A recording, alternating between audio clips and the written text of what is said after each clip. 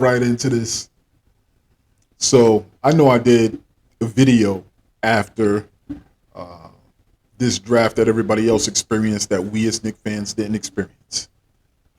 So ultimately, that was a wake up call, right? I think it was a wake up call for all of us, but it was definitely a wake up call if we are true Knicks fans. And it's a wake up call that we have to go into this off season expecting nothing. We have to go into this offseason expecting zilch, okay? And focusing on our young team.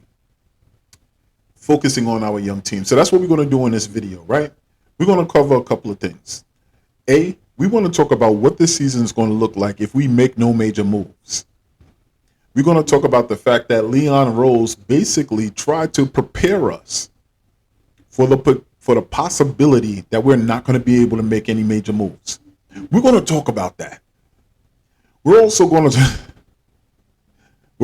to talk about what changes need to be made if we do go into this season having not made a move. What absolutely needs to be done. And then we're going to talk about what is the benefit of going into this season with the same exact team that we have right now and how that's going to be good for us either way, if we win with them or if we lose with them. So that's what we're going to cover in today's video. And then we're going to really talk about, we're going to circle back around and just talk about this free agency period. All right. And what if we do happen to land a point guard? And what does that mean for our team? So we got a lot to cover in this video. This video may be pretty long today. So you need to bear with me because there's a lot I have to get off my chest. And we will. All right. And then you can discuss it in the comments. We're going to talk about the comments as well because a couple of you Detroit cats tried to come at me. Okay. New York Knicks fans, we want all the smoke. We'll take all the smoke. Okay. But it's all in good fun. And I appreciate y'all. We appreciate that because, when the Knicks are on top, it's going to be a problem for all of y'all. But before I get into any of that, what I want to do is take a few moments and say shout out to all you Knicks fans. You continue to do great work in terms of your content. You continue to keep that passion on Twitter. They be coming for us. But you stay strong and you stay focused and locked in. But secondly, I want to give a shout out to Kemba Walker. All right. I think what happened on draft night is the New York Knicks fans, we're looking for a step in the right direction, a step in a good direction. Now, whether that was taking a good pick that'll help contribute now to the core that we have, but also it could have meant trading a player or trading a player for another up-and-coming promising player. All right. Now, the New York Knicks did make trades, but they made trades for the purpose of strategy, positioning, accumulating assets, getting from under some salaries. All right. And as a result of that, Kemba Walker, who was pretty much deactivated even before the end of the season last season, he got traded to the Detroit Pistons. Okay. And it's also announced that they may release him from his contract so that he would have the freedom to be able to choose where he goes.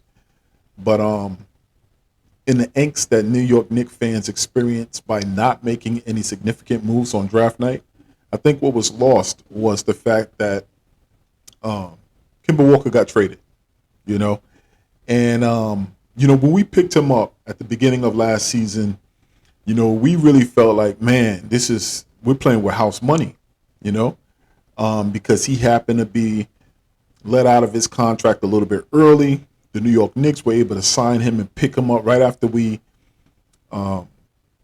whiffed on a couple of other free agents. We were able to scoop him up, low risk, low reward, high reward, low risk. But ultimately it didn't work out. What felt good was the feel good story.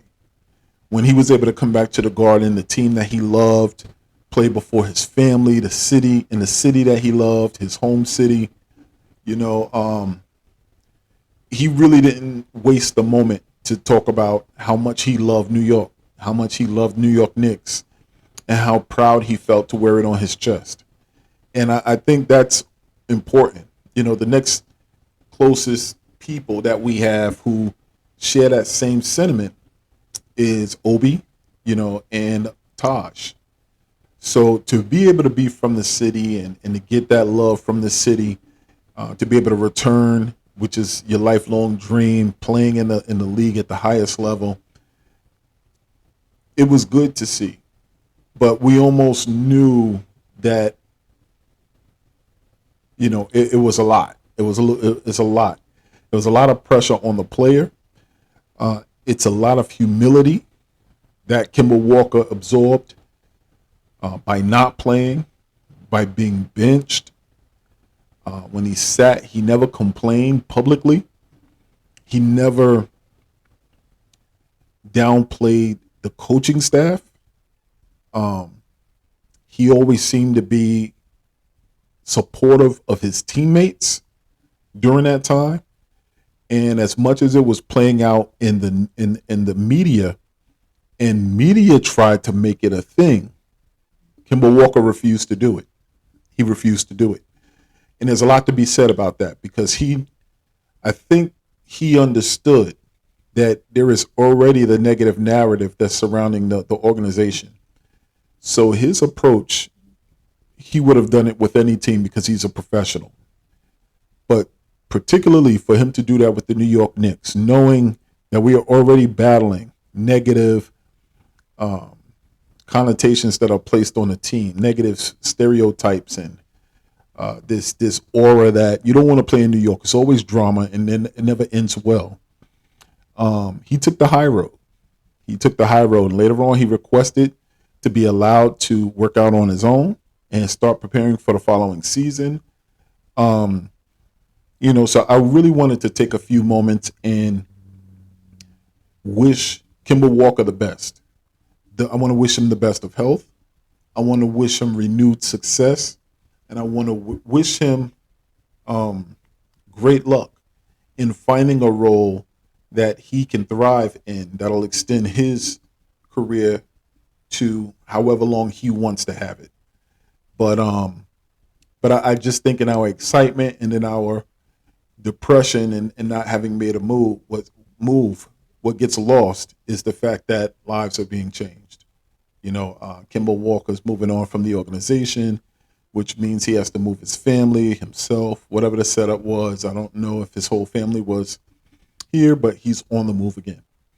Secondly, what I want to do is there's no way that New York Knicks fans should be responsible for this or can guard against this. But man, I can only imagine how it felt for Emmanuel Quickley. I can only imagine how it felt for Deuce McBride. Players at the point guard position, or Evan Fournier or Alec Burke. When your name is floated around in trade talks and you come here and you try to ingratiate yourself with the fans, so you hop on social media and we putting them in there with the chicken wing as well. We trying to trade and flip. But I can only imagine how that feels for those players. They understand it's a business, but at the same time, they're human as well. So they also understand, man, I thought I had a connection with the fans. I even went on a couple of social media platforms. I interviewed with some actual fans, and I see them on the streets. I thought we had a great relationship. Those players are young players, bro. So I can only imagine how they were feeling going through the draft process. Some may felt relieved, like they're not relieved yet because trade season is still upon them. Free agency is still upon them, so somebody may be coming in looking for their jobs. But needless to say, I thought about that. I still put out my takes as well as everybody else did. But I can only imagine. I know Emmanuel Quickley is busting his tail trying to be better every day. But at the end of the day, organizationally, it is a business. And we all face that in all of our jobs. At the end of the day, if you don't perform to the level that the organization would like for you to perform, the reality is everybody's replaceable. Everybody is replaceable. So, but shout out to the team. We really just want to be in a position where everybody is clicking at maximum efficiency. We are all playing together, connected, and we have the highest level of talent that we can have on the squad. All right. So that out of the way, shout out Kimball Walker. Once a Knick, always a Knick. Salute to you, my brother. And man, yeah, let's go Knicks.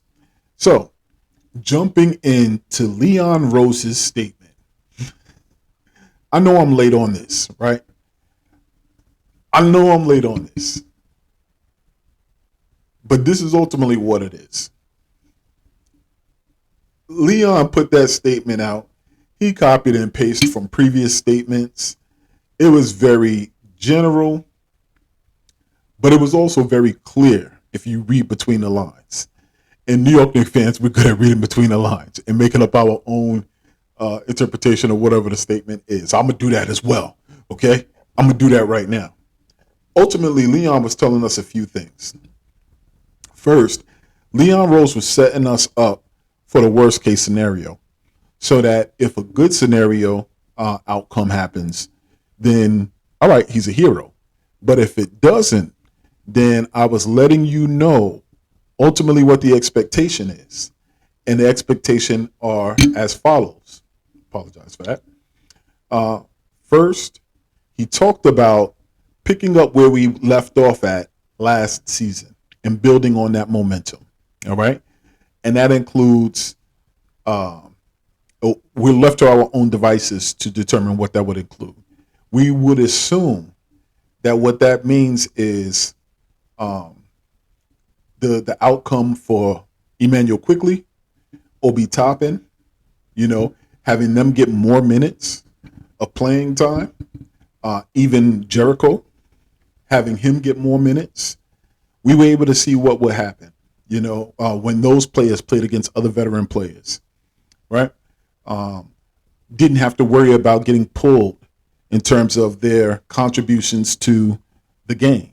If they missed a shot, they didn't have to look over their shoulder. They were just running and gunning and playing together and increasing that chemistry. RJ, towards the end of the last season, RJ was more of a go-to player. He was the player that had the most touches. All right. And also, if we're talking about feeding off of the momentum of the end of last season, what was also important was that Julius played a reduced role. And that's something that I've heard over the past few days that I don't think we touched upon enough. The fact that going into next season, there are going to be several players on this team who are going to have a change in the scope of their job responsibilities. They're going to have a change in role. So if Julius was used to X number of touches every game, he's going to, and if he continues with us into this regular season, he's going to be informed, you need to have a lesser role. Whereas you may have been able to expect 20 to 30 touches throughout the game, that's not going to happen anymore.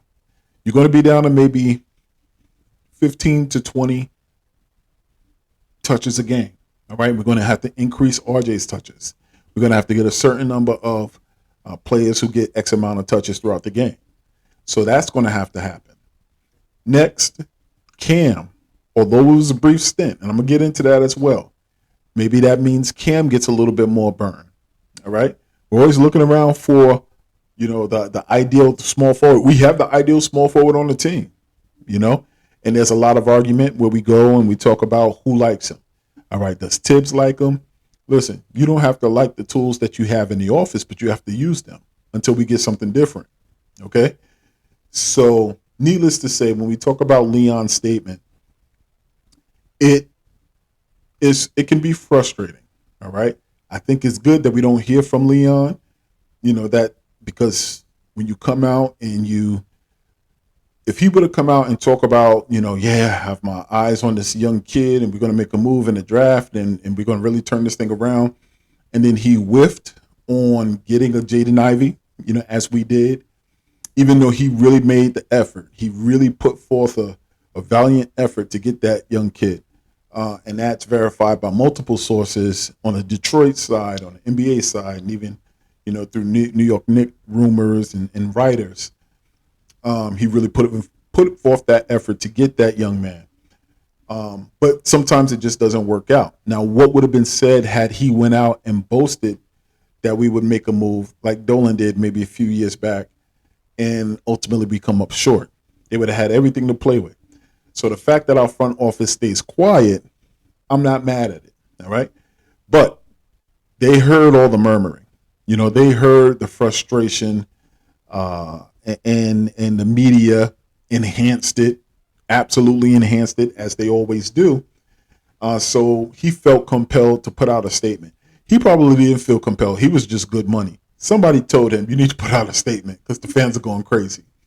So he went out, put together, he had his team, PR team or whoever, put together this 4-line statement. And basically it was saying, you know what, we're going to, we've acquired assets. We're going to stick to the plan. We're moving with strategy. We're going to feed off of the momentum of the end of last year. But also he mentioned we're going to prioritize player development. Now the question is, what does that mean? We know at this point what that doesn't mean is that you're going to have those players play in the G League. I think at the end of the season, when exit interviews happen, I think Leon sat down with Tibbs, and it may have been even after the playoffs, or it could have been additional conversations that were had as the playoffs were going on. When we were seeing teams with first and second year players and third year players seeing the floor, making high impact contributions to high level of importance games, whether it's the play-in games or whether it was the playoffs, we were seeing young players from other teams get burned. And in that, you knew the conversation needed to be had. Leon Rose was just like, yo, we got this young kid here. Let's see more of what it is that we have. And there was even a point in time, and I know this has been hashed over on my channel as well as other channels, that that Tibbs even admitted, you know what? Maybe that was something, maybe it was an oversight on my end that I couldn't give, or I didn't give the young players a little bit more burn. Okay? So prioritizing player development, I really think means there's going to be less vets playing. I think going into this season, the level of confidence that Leon has, having had, a full rotation around a season, in a professional NBA, full NBA year, I think Leon's at the point now where it's just like, this is what I want to see. This is ultimately what you're going to be graded on in terms of your job responsibilities. Tips. We need to prioritize player development. All right. We're going to try to get us a point guard. Okay. I made a push for this young kid coming out. And even if we would have got him, he would have been playing. It probably would have been like Derrick Rose starting, because we probably wouldn't have had Quick. Probably would have been Derrick Rose starting. But by game 15, 10 or 15, it would have been the young boy that was in there starting these games. But I'm sure what they're saying is prioritizing player development is going to mean the veterans that had a lot of minutes last year, that's not happening again this year. It's not going to happen. You need to prioritize player development, which means throw these young boys out there. Figure out the best combinations that you do what you need to do as a coach. But use the tools that I purchased for you to use. Because if you're not using the tools that I purchased and you're using some other tools, then I have to question what type of house you're building. And I'm the designer of the house. And if you're going on your own plans, then we're going to have a problem.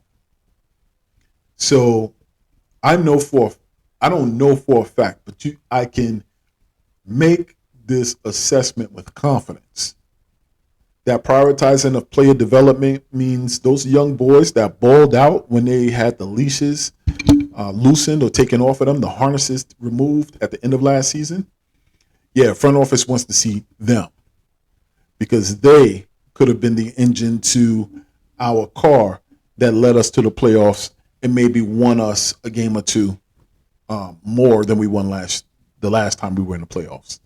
All right.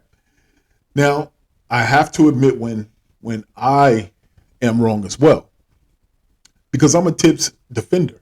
All right. But yeah, the fact that we missed out on this young point guard, you know, it was really like a reminder. You know what? You have to recollect yourself. Okay. You try to put all your eggs in the same basket. You know, you saw this girl that was attractive, and you was just like, yo, I got to get that number. I gotta scoop that. And then when you got turned down, it's a reminder. All right, you know what? Yo, recollect yourself. You know what I mean? It's not the end of the world, and there's many others out there. But in the meantime, have confidence in what you bring to the table. Don't doubt yourself because you swung out. It swung and missed. All right. So I think as Knicks fans, that's what we have to do. As a New York Knicks organization, that's what we have to do. There is nobody that's going to help us out. There's nobody that's going to readily and willingly just give away some of their most valuable assets or pieces and just take what it is that we offer. You know, it's a dance. It's a back and forth dance, whether it's between our front office, our organization, the assets that we have, the players that we have. And in looking at Tibbs, I think the opportunity was a missed opportunity because we value our players more because we watch them and we watch them play and we see them every day. But unfortunately, other teams only will take the limited tape that they have. They don't see these players play every day. They don't see the conversations or, you know, how they contribute in terms of the chemistry and the passion that they have for the game and the impact that they can have on other players on their team. They don't see all of that. We as Knicks fans, we see that, and we see how it impacts the team. So we can't blame other teams for not being as excited about the players that we have than we are, you know, because they don't see all of that. They just see what's on paper. They see this player on paper. They see the production, and it was just like, well, what is this? This is not valuable, you know, so that 100% squarely falls on Tibbs. When you don't play those players and you try to teach a lesson about whether or not they have to go through the motions and, you know, it's steps in this league and you're developing them as professionals, maybe, but what you're doing is you're also shooting yourself in the foot as an organization. And this is where we see ourselves get shot. We had enough of what it took to make that trade, I think, at 4. But once again, when you have a team who doesn't we had a Sacramento Kings say they don't value what we had to offer. The Sacramento Kings say we don't like they didn't value what we had. And we could pull, we already know whether it's a OB or an IQ, we can point out who our players are who are better than the players on the Sacramento Kings. Stop playing. But that's what happens when you don't give them burn and they don't see the floor and they don't have the opportunity to produce. So, needless to say, Tibbs is on the hot seat this season. He's on the hot seat. I know that he and Leon are friends. I know that he and Wes are friends. And we hear about, you know what, front office is split or people in the organization. Some people like this player, other people don't like this player. Yeah, that conversation is going to be tilted, you know, and Leon Tibbs is going to have to make a decision. You know, what got you run out of Minnesota? What got you run out of Minnesota? These are your boys now, and their jobs are on the line. So you need to make adjustments as well. All right? So, Tibbs, you're on the clock. Prioritizing of player development, feeding off of the momentum of the end of last season. Leon has spoken. The front office has spoken. Basically, he's setting up Knicks fans like, listen, be clear. This may be the team that you are going into the season with. All right? Anything else that we're able to pull off, that's icing on a cake. That would be nice. Okay. But be prepared that this might be the squad we're rolling with. All right. So basically, that's what I got from that player statement. Now, what does that mean? To me, I think it can mean two things. All right. Let me just say this.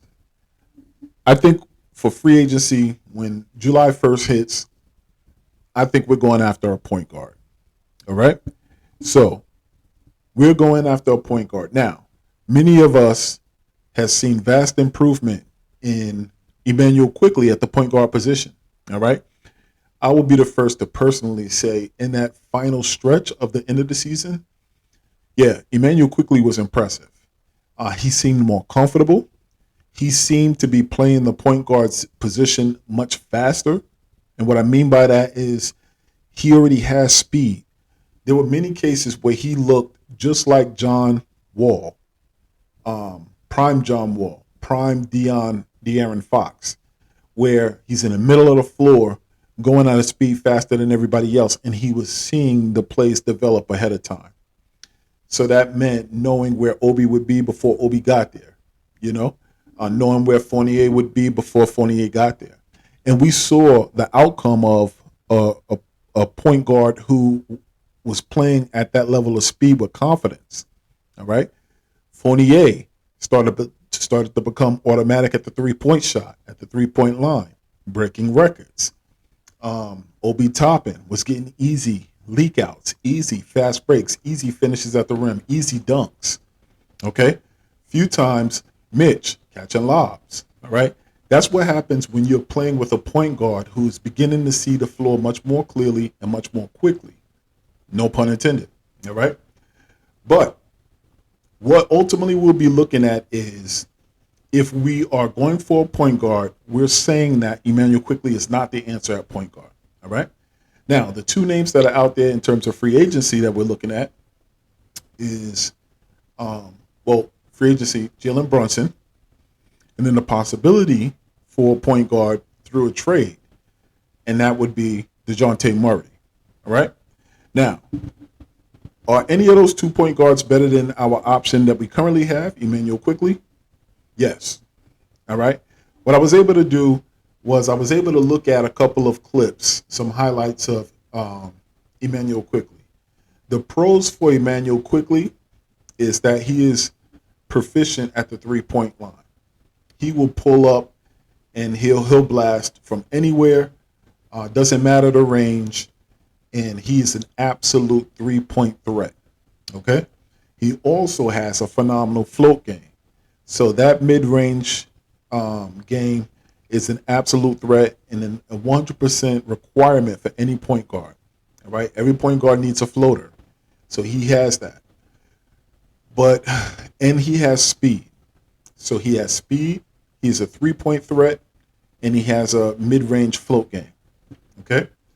But what are some of the cons in terms of Emmanuel Quickly?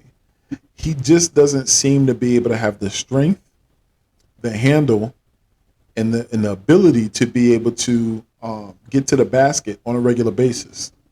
That's what we're missing. We're also missing a point guard who is able to break down his own player to get to the basket. Emmanuel Quickly doesn't have that, and I've watched several highlight reels of the past few seasons that he's been in.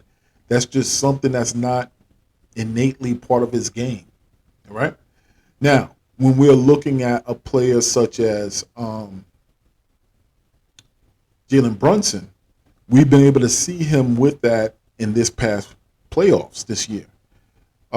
In some of the games that we actually played against him, we were able to see that hard-nosed defensive type of ability. He's offensive. He's an offensive threat. We see that as well. He's proficient at 3-pointers as well. We were able to see that with Jalen Brunson. But the thing about Jalen Brunson is he seems to me to be, he's good. I'm not saying he's not good. But similar to the season that Julius Randle had, Julius Randle is good. Everybody will start that out and say, I'm not saying he's not good. Um, but is it sustainable? Can you see that player being the point guard for the future, into the future? Now, the New York Knicks don't have that luxury really to be able to question that. What do we have right now? What have we had? Jalen Brunson would be better than what we've had over the past 5 to whatever number of years. Okay. But if we're looking at choosing between IQ, Jalen Brunson, and DeJounte Murray, DeJounte Murray is the prize. He is the prize. And once again, this is we need to go into this free agency period thinking that he's not an option.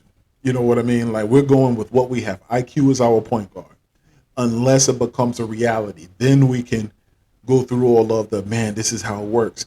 But when you look at DeJounte Murray, and I watched his film, first off, he just seems like a bigger point guard. He just seems like a bigger point guard. He has handle. He absolutely has handles where he can break his guy off the dribble and drive to the basket. He gets to the basket. He slices the defense. He finishes at the rim. He's bouncy. All of these point guards, well, I know IQ's kind of bouncy as well, but DeJounte Murray is bouncy. And he plays defense. And he's an all-star. So DeJounte Murray is the prize. Now, San Antonio Spurs, we don't have a history of doing business with them. So it doesn't look good. You know what I mean? I'm going to say it doesn't look good for us. It just doesn't. So needless to say, I think we will go into the season with the question at point guard if we're not able to secure Jalen Brunson or DeJounte Murray. But make no bones about it, point guard is the absolute piece that will determine the future of the New York Knicks. If we were to secure a Brunson or DeJounte Murray, several things will happen. You can guarantee that point guard will unlock the games of R.J. Barrett, Mitchell Robinson, Obi Toppin, and Emmanuel Quickly. So the drive and kick to be able to provide the three-pointer for RJ, Quick, or RJ Quick, or IQ, or even Cam, point guard is of critical importance for us to secure this offseason. If we don't go into the season with a point guard, we can look at anywhere between 35 and 40 wins might be generous. Maybe, I don't know, that might be generous unless we get into a groove. Point guard is of the utmost importance for us. We absolutely need to secure a point guard. It will unlock the games of those players I just talked about. It'll unlock Mitch, the importance of a pick and roll element to his game is key. You know, that's adding an additional 8 points. 8 to 10, like an additional 8 points. Like, let's say 6 to 8 points to Mitch's game. So for me, I really think it's going to help to be able to find out who our point guard is going to be. All right. I think in terms of getting and securing a point guard, it'll also help us determine what is Obi and how far can his game expand and how much more can we see going into this season with a valid point guard on the roster for Obi Toppin. Will we discover if Julius is not on this roster, if Obi is a 1, if Obi is a 2, if Obi is a 3 or a 4, a number 1 option, a number 2 or 3 option, or a role player? I think that's what a point guard would do for us in terms of trying to figure out what Obi is. And I think that's an important piece that we sometimes lose sight of. Now, Knicks fans, when it comes to Cam, Reddish. I think a lot of us are ready to throw Cam into any trade package that it needs to get what it is that we want to get in terms of a point guard, right? But then we always kick and kill Tibbs for doing the same when he doesn't play the young people, the young players. So we have to pick a side. We have to figure out and pick a side. If Cam is at home watching social media, trying to figure out where he stands with Knicks fans, he would have no clue. The only fan out there that's ride or die is like Cam fam, and he always tries to every now and again try to remind you guys like, hey, don't forget about Cam. And Cam fam, if you watching this, man, I appreciate it. And we're not forgetting about him, bro. It's just so much going on right now, and the stakes are high. If we have an opportunity to secure a point guard, that's going to be key for everybody. And, in addition to Cam, we're also coming to the understanding that it may take a young player in order to secure that point guard. So we love Cam just like we love everybody else, but if it means utilizing his talent, because he's an absolute talent, to be able to secure the talent that we need for the squad, then that might be a piece that gets the job done. So, but Knicks fans, we have to start thinking about, man, what does it look like to slide Cam into the third spot as well? So if the New York Knicks get out of this free agency period and do not secure a point guard, to me, it's not the end of the world. I think Leon and everybody will put out the statement that we are sticking to the plan. We know you guys are disappointed, but it is not a setback for us. It's steady, and it's part of what our ultimate goal was, to build this thing brick by brick and to move this organization forward for sustainable winning. If we go into the season the way it is, the benefit is that our young players will have an opportunity to play. Our young players will also have an opportunity for another year to familiarize themselves with each other's games. Okay? I think we will have to go deep into the team. So that means Deuce will have minutes where he gets to play as well. Jericho Sims will have minutes where he gets to play as well. And it also may mean that we may not make the playoffs. We probably will be fighting for the play-in, and there's a chance that we could get in, and there's a chance that we won't get in.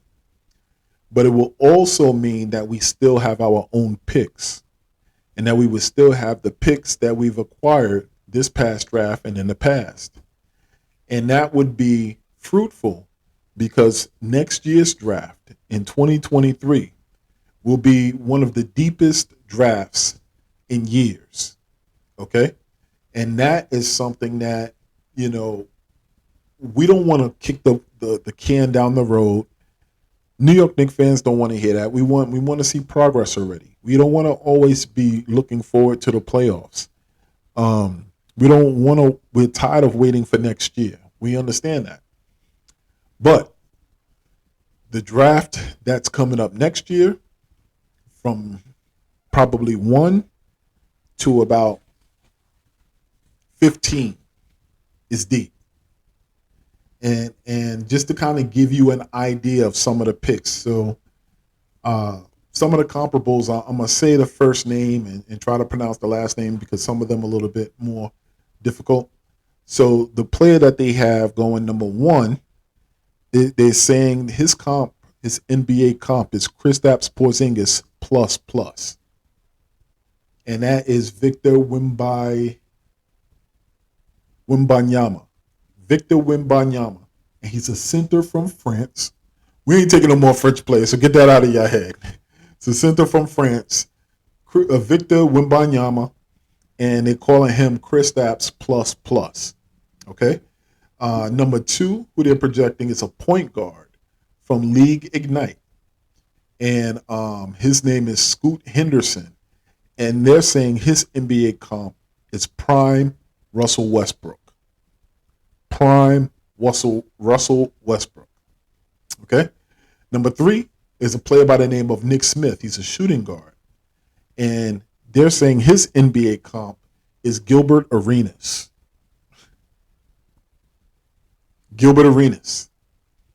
Number 4 is a player by the name of Derek White or Whittam. I'm gonna say Derek Whittam, and he's a small forward coming out of Duke. He's Monteverde right now, but he's going to be committing to Duke. But they're expecting him to come out, and they say that his NBA comparison is Bradley Beal. Come on, man. Come on, man. After that, which is pick number 5, is I see first name Anthony, last name is cut off, but he's a point guard. All right, and he'll be coming out of Arkansas, and his NBA comparison is Josh Giddey from the Oklahoma City Thunder. Just a few more I'll go to.